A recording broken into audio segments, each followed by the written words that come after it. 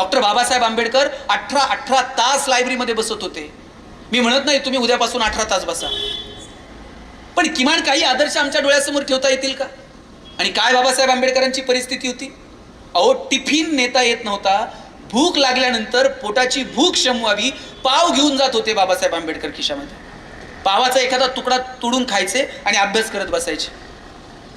आणि ज्ञानाला दुसरा ऑप्शन नाहीये, तुम्ही कितीही म्हणा.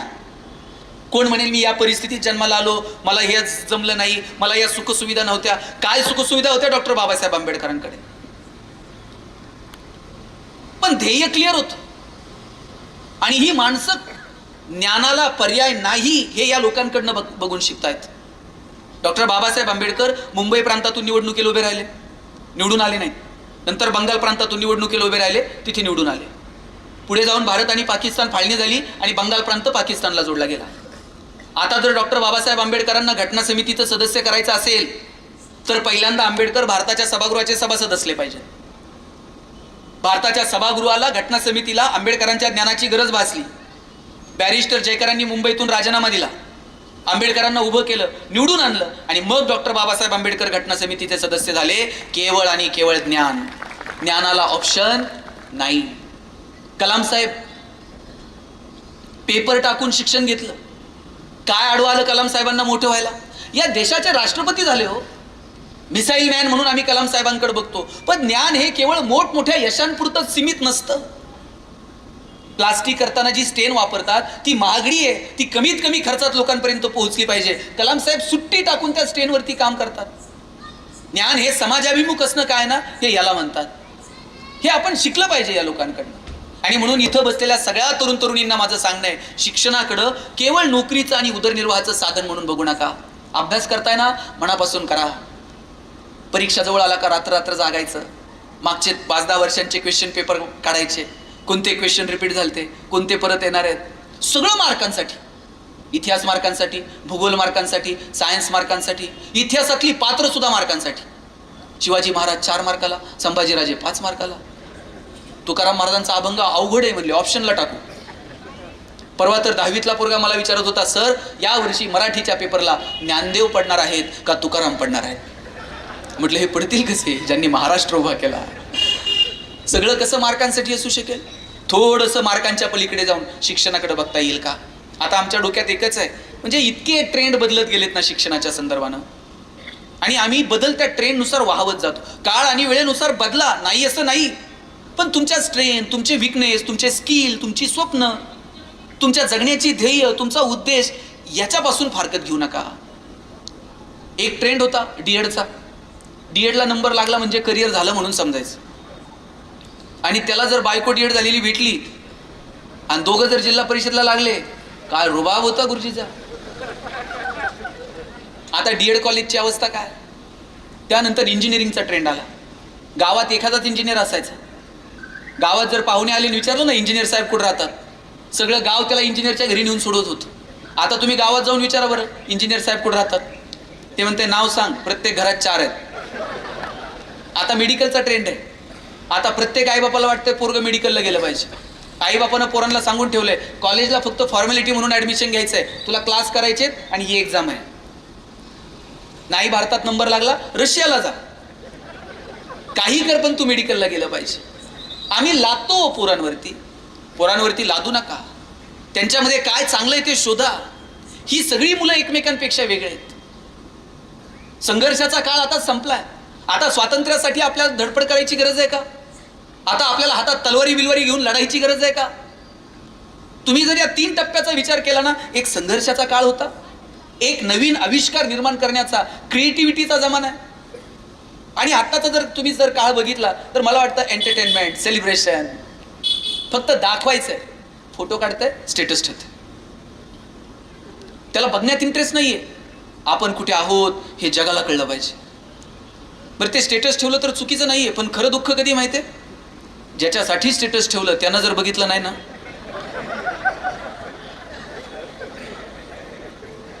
संघर्षाचा काळ लोपला, क्रिएटिव्हिटीचा काळ आधी लोपत आला आणि आता दाखवण्याच्या काळाकडे आमची आगेकूच सुरू आहे. म्हणून या दाखवण्याच्या काळामध्ये रमू नका. सगळ्या आभासी जगामध्ये आम्ही वावरत आहोत. लग्न जर ठरलं कुणाचं, सगळी भावकी एकायची. 2-2 दिवस मग ते स्वयंपाक बिपाक बुंदी बिंदी वाळायला, त्या पत्र्यावरती वाळायला भावकीतली पोरं गोळा व्हायची. माणसं एकत्र येत होती. आता साधनांच्या या सगळ्या व्यापामध्ये माणसं कधी एकमेकांपासून दूर निघून गेली ना, हेच कळलं नाही. येणाऱ्या काळामध्ये कुटुंब व्यवस्था जपणं, माणसातलं प्रेम जिवंत ठेवणं, हे आपल्यासमोरचं आव्हान असणार आहे. आणि म्हणून ही आव्हानं आम्हाला येणाऱ्या काळात स्वीकारता येतील का, मला वाटतं याचा विचार करा. इथं बसलेल्या सगळ्या तरुण तरुणींना माझं सांगणं आहे, मोठी स्वप्न बघा. हे आयुष्य तुम्हाला परत कधीच मिळणारं नाहीये. काळ आणि वेळेनुसार बदला, नवीन तंत्रज्ञान स्वीकारा, पण शिक्षणाकडं व्यापक दृष्टीनं तुम्हाला बघता येईल का? नोकरी नोकरी नोकरी, आमच्या डोक्यात फक्त नोकरी. आणि त्याला कारण ही पोरं नाहीत. पालकांनीच त्यांना सांगितलंय, पोरांना तर सांगून टाकले नोकरी कर, नाही तर तुझं लग्न पण होत नसते. आणि पोरं एवढी हुशार आहेत साहेब, ते लग्न जमेपर्यंतच नोकरी करतायत.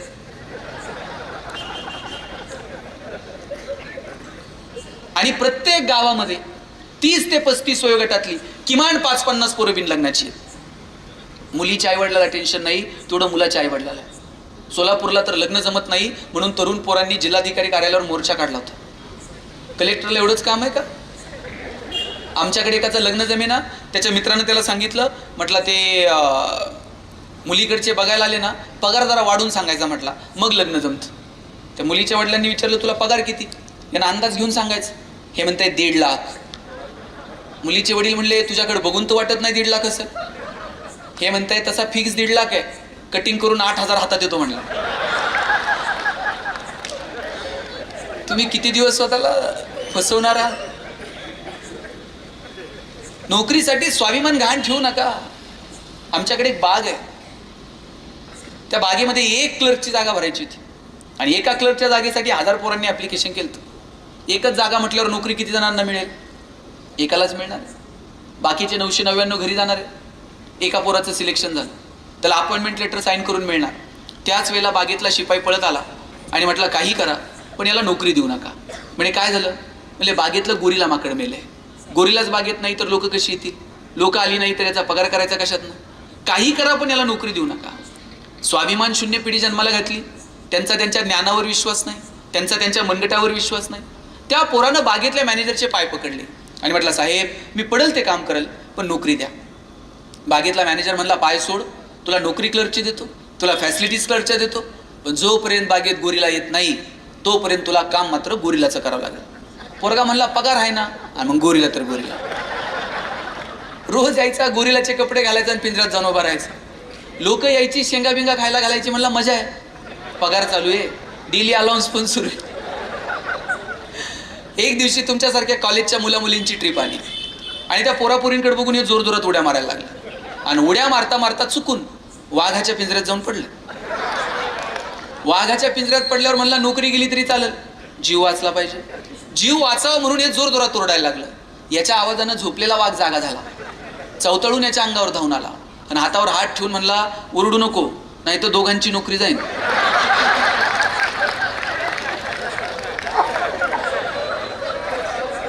नंतर कळलं, गोरिलाच्या भूमिकेत BSc झालेलं होतं, वाघाच्या भूमिकेत MSc झालेलं होतं. आम्ही कुठे घेऊन चाललोय सगळ्या शिक्षण व्यवस्थेला? काय पेरायचं ते ठरवा. का बरं आपण मोठी स्वप्न बघायची नाही? का आपण मोठा विचार करायचा नाही? थोडंसं मागं डोकावून बघा. लोकांनी स्वतःला झोकून दिलं. टाटांनी विचार केला की अरे मी उद्योग व्यवसाय व्यापारात आलं पाहिजे आणि उद्योग व्यवसाय व्यापार हा केवळ माझ्या व्यक्तिगत स्वार्थासाठी नाही, या देशामध्ये क्रांती घडली पाहिजे याच्यासाठी टाटा, किर्लोस्कर या लोकांनी झुकून दिलं स्वतःला उद्योग व्यवसायामध्ये आणि म्हणून हे सगळे आमूलाग्र बदल होऊ शकले. स्वामीनाथन म्हणजे भारतात कित्येक भारतीयांची भूक भागवण्यासाठी अपेक्षित असणारं तंत्रज्ञान शोधून काढलं आणि म्हणून ही सगळी हरित क्रांती आज आपल्याला बघायला मिळाली. धवल क्रांती, अनेक क्रांत्या घडून आणण्यासाठी लोकांनी त्यांचं ज्ञान वापरलं आणि म्हणून ह्या क्रांत्या होऊ शकल्या. मग आज आपण शिक्षणाकडं केवळ स्वतःचा उदरनिर्वाह इथपर्यंत बघून चालेल का? मोठी स्वप्न आपण शिक्षणातनं बघितली पाहिजे. उद्योगात आलं पाहिजे, व्यवसायात आलं पाहिजे, व्यापारात आलं पाहिजे, पर्यटनात गेलं पाहिजे, कला, क्रीडा, साहित्य, प्रशासन अशी अनेक क्षेत्र तुमच्यासाठी खुली आहेत. त्या क्षेत्रांकडं तुम्ही डोळे विस्फारून बघितलं पाहिजे. दुबईमध्ये काय होतं मित्रांनो? 84-85 पर्यंत दुबईमध्ये तेलाचे पैसे होते, पण आज ते तेलाचे पैसे त्या लोकांनी इतके प्रॉपर वेने युटिलाइज केले. आज जगातला सगळ्यात बिझिएस्ट एअरपोर्ट दुबई आहे, जगातला सगळ्यात प्रॉफिएस्ट मॉल दुबई आहे. कुठच्या कुठे निघून गेले. त्या लोकांना कळलं की जगातल्या लोकांना आम्ही आमच्याकडे आकर्षित केलं पाहिजे. आपल्याकडे तर निसर्गानं भरभरून दिलेलं आहे. मग आम्ही आमच्या निसर्ग सौंदर्याकडं, आम्ही पर्यटनाच्या दृष्टीनं जगाला आमच्याकडे आकर्षित करण्यात कुठे कमी पडतो. आत्ताचा बिझनेस एक्सपो झाला तो दुबईत. आपल्याला का वाटू नये की एखादा तरी असा बिझनेस एक्सपो थेट कन्नडमध्ये झाला पाहिजे, एखादं तरी असं संमेलन थेट इथे झालं पाहिजे की जगातल्या लोकांनी इथे यावं. ही दृष्टी विकसित करण्यात आम्ही कुठेतरी कमी पडतो. मी आत्ता सगळीच मुलं अशीच असं नाही. काही मुलं चौकटी तोडून विचार करतात. मी जेजुरीला गेलो होतो, 2-4 पोरं जेजुरी गडाचे फोटो काढत होते. मी म्हणलं काय करता रे फोटो काढून. त्यातला एक पोरगा मला म्हणला, दादा किती दिवस बॅनर लावायचे, चलो दुबई चलो सिंगापूर. म्हटलं मी दुबईत बॅनर लावणार आहे, चलो जेजुरी. वारे पठ्ठ्या म्हटलं दुबईतली लोक जेजुरीत आणतो का नाही बघा. आणि म्हणलं काय करणार आणून. काय नाही म्हणला, खालून वर गडाव त्यांना पायपाय घेऊन जाणार आणि एकदा का ते घामाघूम झाले मग त्यांना लेक्चर देणार किती कॅलरीज बर्न झाल्या. आणि रात्री म्हणला 2-2 हजार रुपये तिकीट काढून त्यांना जागरण गोंधळ ऐकायला लावतो का नाही बघा. म्हटलं मला हेवा वाटतो की जी मुलं अशी चौकटीच्या पलीकडे जाऊन काम करतात, चौकटीच्या पलीकडे विचार केला पाहिजे. एलॉन मस्क नाव ऐकलंय की नाही तुम्ही. ट्विटर विकत घेतलं एलॉन मस्कनं. मी त्याचं भाषण ऐकत होतो. तो सांगत होता 2050 पर्यंत आम्ही आमच्या देशामध्ये विमानाचे प्रवास बंद करू आणि रॉकेटचे प्रवास करू. रॉकेट लॉन्च करतात तो म्हणला आम्ही लँड करू जमिनीवरती. तो सांगत होता 2050 पर्यंत आम्ही आमच्या देशामध्ये असे रस्ते तयार करू, त्या रस्त्यांवरून गाड्या धावतील आणि आपोआप गाड्यांची बॅटरी चार्ज होईल. तो सांगत होता आम्ही अशी घरं तयार करू, त्या घरांच्या भिंती दगडविटांच्या नसतील, सोलर पॅनलच्या असतील, ते घर स्वतःची एनर्जी स्वतः क्रिएट करेल. ते संशोधन कोणत्या टप्प्यात आहे मला माहीत नाही, पण किमान ह्या माणसांचे विचार तर ते म्हणतंय आमचं घरच आमची एनर्जी क्रिएट करेल. आपल्या डोक्यात काय चाललंय. आकडा कुठून टाकायचा, मीटरमध्ये वायर कुठून घालायची, आकडा पकडल्यावर फोन कुणाला करायचा. आम्ही कमी येतो असं नाही आहे. चंद्रयान 3 मध्ये आम्ही दाखवून दिलं की आम्ही पण रिसर्च डेव्हलपमेंटमध्ये पुढे आहोत. पण याला जी व्यापकता आणि जी मोठी दृष्टी यायला हवी ती शालेय जीवनात, महाविद्यालयीन जीवनात आम्ही मुलांना देतो का. कित्येक शाळा कॉलेजांमध्ये तुम्ही जो आता उपक्रम राबवताय ना, शाळांमध्ये पुस्तकं घेऊन जाणं, मला तर वाटतं काही दिवसांनी साहेब अनेक शाळांना आजही लॅबोरेटरी नाहीत चांगल्या. आपल्याला अशा काही फिरत्या लॅबोरेटरीज कराव्या लागतील की मुलांनी मनसोक्त आठवड्यातनं 1 दिवस त्या लॅबोरेटरीमध्ये जावं, काही छान प्रयोग करावेत. पोरगं काही करायला गेलं तर आपणच त्याला चंचू पात्र ठेव, फुटतंय तेवढंच आहे आपल्याकडे, लिटमस पेपर संपेल. कसे सायंटिस्ट जन्माला येतील. प्रयोगाचे मार्क सुद्धा पोरांचे चेहरे बघून जर मिळणार असतील कसे सायंटिस्ट जन्माला येतील. विज्ञानवादी दृष्टिकोन पोरांच्या मध्ये निर्माण व्हावा याच्यासाठी आपण काहीतरी चौकटीच्या पलीकडे देऊन मुलांसाठी देतो का. इथे शिक्षक आहेत का कोणी. आहेत 2-4 जण आहेत. काही महिला शिक्षिका आहेत तिथे. माझं महिला शिक्षकांना विनंती आहे की प्रश्न विचारायचा. तुमच्याकडे जेव्हा दूधवाला दूध द्यायला येतो तुमचं लक्ष कशाकडे असतं. दूधवाला कोणत्या गाडीवर आलाय छे याच्याकडे आपलं लक्ष कशाकडे असतं. त्याच्या मापाकडे असतंय. ते पण आपलं लक्ष त्याच्या पहिल्या मापाकडे नसतं. पहिलं तर त्याच्या बापाला होतावं लागेल, त्याच्यानंतर ते वरतून एक फुकटची धार टाकतं. आपलं लक्ष त्या दुसऱ्या धारेकडे असतं. सिलेबस कंप्लीट करावाच लागणार आहे, शासनाच्या परिपत्रकानुसार काम करावं लागणार आहे, संस्थेच्या आदेशानुसार वागावं लागणार आहे, पोरांच्या परीक्षा घ्याव्या लागणार आहेत. पण या सगळ्याच्या पलीकडे जाऊन या लेकरांमध्ये एक वेगळी दृष्टी निर्माण व्हावी यासाठी आपण एक फुकटची धार ओततो का. त्यासाठी आपल्याला प्रयत्न करावे लागतील. आणि ते प्रयत्न जर आपण करू शकलो तर शिक्षणाच्या प्रक्रियेमध्ये काही आमूलाग्र बदल आपल्याला घडवून आणता येतील. अहो एकीकडे मी म्हटलं एक काळ होता ज्ञानोबरायांना संस्कृतमधलं ज्ञान प्राकृतमध्ये आणावं लागलं. एक काळ होता मुलींना शिक्षणाची दारं खुली करून द्यावीत याच्यासाठी सावित्रीमाईंना दगडधोंडे झेलावे लागले. आणि आता हा काळ असा आहे की जिथे फक्त पोरांना बाबांनो फक्त परीक्षा, फक्त नोकरी याच्या पलीकडे जाऊन तुमचं जगणं समृद्ध व्हावं आणि तुमच्या ज्ञानाचा समाजाला उपयोग व्हावा यासाठी काही करता येईल का हा विचार पोरांपर्यंत पोहोचवणं. एवढेच फक्त बदल आहेत. काळ आणि वेळेनुसार बदल होत राहणार आहे. बदल कोणासाठीही थांबत नाहीत आणि नंतर माणूस ते बदल स्वीकारतो. 20 रुपये लिटरनं पाणी विकता येईल असं कुणाला तर वाटलं होतं का हो. पण आज 20 रुपये लिटरनं पाण्याची बॉटल विकत घेतोच की नाही. आपल्या लहानपणी कधी सरेलॅक बोर्नविटा होतं का. पण आता प्रत्येक आईला वाटतंय ना द्यावं. कोल्ड्रिंक कंपन्यांनी धमाका करून टाकला. आपल्या लहानपणी कोल्ड्रिंक होते का. ताक बीक अमुक तमुक असलं तसलं. मधला काळ, आता तरी ते कोल्ड्रिंकचं पेव जरा कमी होत गेलंय, नाहीतर मधला काळ काय होता. ही संक्रमण मार्केटमध्ये होत राहणार आहेत, हे बदल होत राहणार आहेत. नवीन काही गोष्टी येणार, हिताचं आहे का अहिताचं आहे याच्यावरती आगडपाकड होणार. काळ वेळ निघून जाणार, लोक तावून सुलाखून चांगलं ते स्वीकारणार, वाईट ते मागे सोडणार. हे काळाच्या ओघात होत राहणार आहे. आत्ता कोल्ड्रिंकचा पेव जरा कमी झाला, नाहीतर तुम्ही ह्या सगळ्यांचे लग्नाचे अल्बम बघा, 1 बॉटल 2 स्ट्रॉ. कोणत्या फोटोग्राफरनं शोधलं होतं कुणास ठाऊक. हा कॅमेरा कोणत्या कंपनीचा आहे? कॅनॉनचा. आता नोकिया ते कोडॅक आहे का आता? आणि यांचे अल्बम बघा बरं, सगळ्यांचे बापूसाहेबांसहित सगळ्यांचे लग्नाचे अल्बम चेक करा. 100% कोडॅकच्या कॅमेऱ्यावर.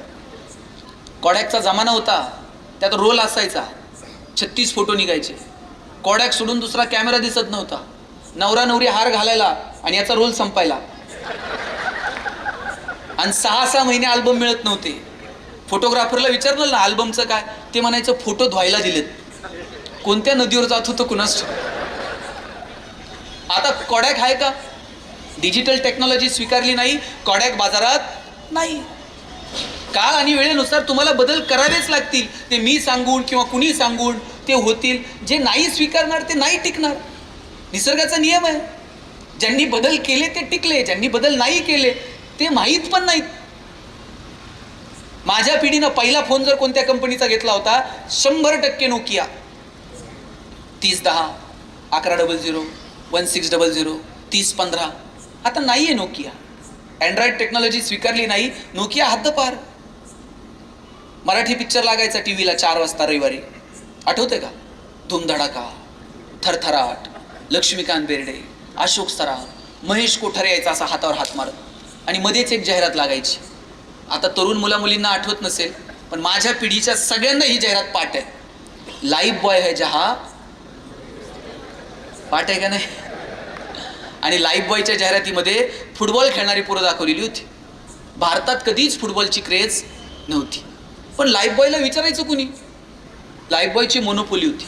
लोक दुकानात जाऊन साबण द्या नव्हती म्हणत, लोक दुकानात जाऊन लाईफ बॉय द्या म्हणायची. पण त्या वेळेला लक्स मार्केटमध्ये आला. इकडे राजा हिंदुस्थानी पिक्चर हिट झालेला, करिश्मा कपूर फॉर्ममध्ये होती. लक्सनं करिश्माला ब्रँड अँबॅसेडर केलं. आता लक्सनं करिश्मा कपूरला ब्रँड अँबॅसेडर केल्यावर फुटबॉल खेळणाऱ्या पोरांकडे कोण बघतंय का? लक्सनं आपलं मार्केट कॅप्चर करायला सुरुवात केली. लाईफ बॉयला कळलं लाल रंगाचा ठोकळा साबण उपयोगाचा नाही. त्यांनी पण एक गुळगुळीत साबण बाजारात आणला, लाईफ बॉय गोल्ड नावाचा. काळ आणि वेळेनुसार जर आपण बदललो नाही तर आपण मार्केटमध्ये टिकणार नाही. आता आपली कॉम्पिटिशन करिश्मा सोबत आहे. फुटबॉल खेळणाऱ्या पोरांचा उपयोग नाही. लाईफ बॉय गोल्ड नावाचा साबण बाजारात आणला, आणि त्याची जाहिरात कोण करत होतं? कॉलेजचा एक मुलगा आणि मुलगी. मुलगी गाडीवरनं उतरते, रागात निघून जाते. मुलगा विचारतो काय झालं? मुलगी सांगते पसीने की बदबू से परेशान. पोरगा घरी जातो, लाईफ बॉय गोल्ड आंघोळ करून येतो. त्यांना कळलं काळ आणि वेळेनुसार बदलावं लागतंय. आणि कोविडच्या काळामध्ये साहेब एका तरी साबणानं जाहिरात केली का, आमचा साबण लावल्यावर तुम्ही गोरे व्हाल, हा साबण फार सुगंधी आहे? कोविडमध्ये प्रत्येक साबण एकच जाहिरात करत होता, 99.9% कीटाणू से मुक्ती. कंपन्यांना कळलं बदललं तर टिकतंय. आणि त्या मोती साबणाचं गणित तर मला अजून समजलेलं नाहीये साहेब. ते वर्षभर कुठं असते कुणास ठाऊक, ते दिवाळीलाच येते. त्यानं आपलं ठरवून घेतलंय, वर्षभर झोपतंय, दिवाळीला म्हणतंय उठा उठा. गरीबातला गरीब आणि श्रीमंतातला श्रीमंत माणूस मोतीनं आंघोळ केल्याशिवाय दिवाळी साजरी केल्यासारखं वाटत नाही. काळ आणि वेळेनुसार बदलायचं, आपलं मार्केट कुठे आहे ते ठरवायचं. हे ज्यांना कळलं ती माणसं मार्केटमध्ये टिकली. आणि म्हणून आम्हाला जर टिकायचं असेल तर आम्हाला आमच्यामध्ये आमूलाग्र बदल करावे लागतील. उद्योगात, व्यवसायात, व्यापारात यावं लागेल. डोळे विस्फारून आम्हाला जगाकडे बघावं लागेल. आम्ही जर ती पाहण्याची दृष्टी विकसित करू शकलो नाही तर उद्याच्या काळामध्ये आम्ही टिकू शकणार नाही. आणि म्हणून ती दृष्टी आम्हाला आमच्या लेकरांमध्ये निर्माण करता येईल का याचा विचार करा. जरा मोठी स्वप्न दाखवा.